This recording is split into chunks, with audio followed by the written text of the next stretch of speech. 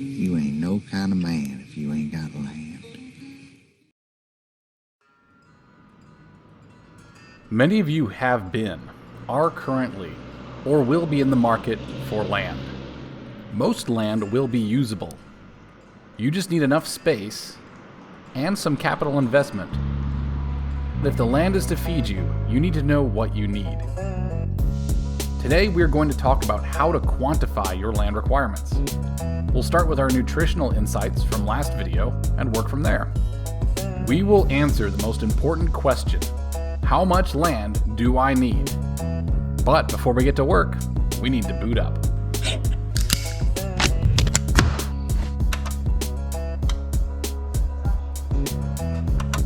Calories, minerals, vitamins, and proteins. The problem is mathematical in nature. We have an equation for every nutrient, which is the sum of that nutrient across all our foods. Multivariable analysis states that we need at least as many variables as we do equations. Given that it's okay to go overboard on nutrients, this isn't really the case. But I just want to make you all see how complicated someone can make this. In reality, we are going to start with a few things we want to eat, tally the nutrients, then identify our gaps. And what can fill those gaps? I also focus on things that can be preserved and are easy to grow. Let's go ahead and build our nutrition table together. Let's start with 1 cup of oats for minerals, fiber, and vitamin B1. Half a cup of sunflowers, which are excellent for vitamin E and omega-6. 1/2 cup of peanuts pushes us just over the edge for most everything. We're only 3 crops in and we're looking pretty good already. 6 eggs spikes the B2, selenium, and choline while pushing the vitamin A, B6, and B9. 1 fillet of catfish gets us our vitamin D while boosting our vitamin B and potassium. 1/2 pound of lamb meat gets us omega-3 and B12.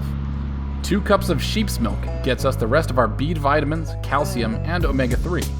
A pinch of kale gets us vitamin A and K. All we need now is vitamin C, so let's do 1 cup of cooked tomatoes, because the sauce must flow.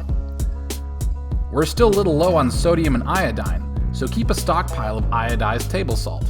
Don't go getting a goiter now. We are way over the top on a lot of nutrients, but remember that nutrition will derate the longer the food is cooked. Further, if the fat content looks too high, remember that we can drain peanuts and other fatty foods as we cook them. As a rule, cook your food as little as you can while still fully sanitizing. I recommend smoking your meat on low heat. Speaking of meat, let's add wheat and dent corn for animal feed, and rye too. It goes well with corn because in total we have 8 crops we must grow, sheep and chickens to raise, and catfish to catch, although any wild fish gets you vitamin D. Someday I may figure out how to get vitamin D from farmed fish. But this is all pretty surprising here, right? The real superfood is the oatmeal and peanuts. You probably didn't know that, but you'll be surprised to know that Big Oatmeal and Big Peanut don't have much of a marketing budget. There are several anecdotes from history of people living into their hundreds, crediting their longevity on having a humble bowl of porridge each day. Now we know what to grow. Let's find out how much space we need. University extensions will be our go-to source here. Just search yield per acre per each crop. The numbers are a little fuzzy, but I estimated this. My research showed that my gray needed this much land that totals to about 1/8 an acre of land. To give a sense of scale, 1/8 of an acre fits in a 75 by 75 foot area.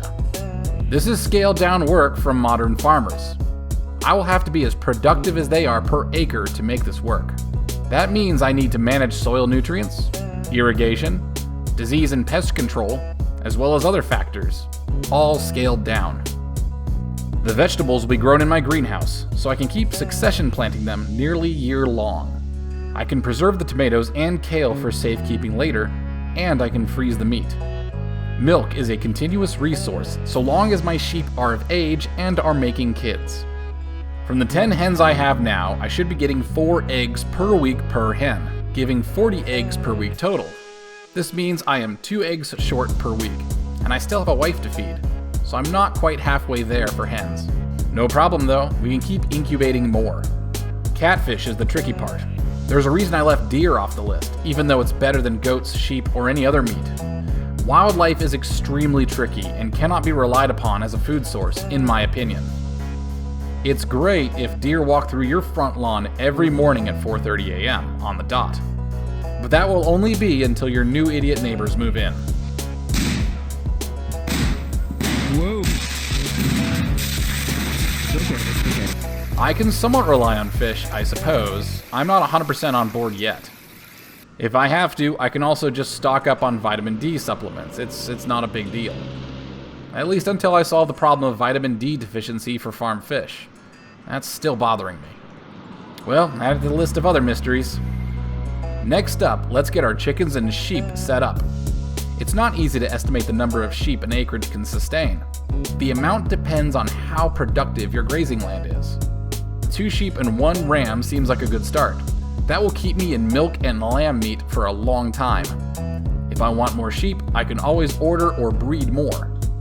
My ram will be a Dorper, which is a meat variety. And I will have 2 Catadin females, a variety famous for their milk. Together, they should make some milk-fed meat boys, burly and nourished. Both are hair varieties rather than wool varieties, so no need to shear, allegedly.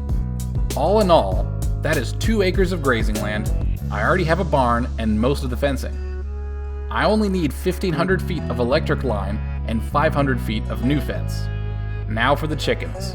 They can graze and hunt bugs on any portion of the property, as long as they are escorted by the right venerable officer Blackbeak and Sugarfoot, my faithful African guard geese. My long-term plan is to start a compost system in the adjacent bays, and let them hunt for bugs there. In total, we need 1/8 an acre of cultivated land per person and 2 acres of grazing land for the sheep to start. 1/4 acre is used for the poultry. That sounds manageable, which is good because land management is my next video. Let's learn what structures we need to build on our homestead, as well as how to do it on the cheap. I will see you all next time, and keep growing.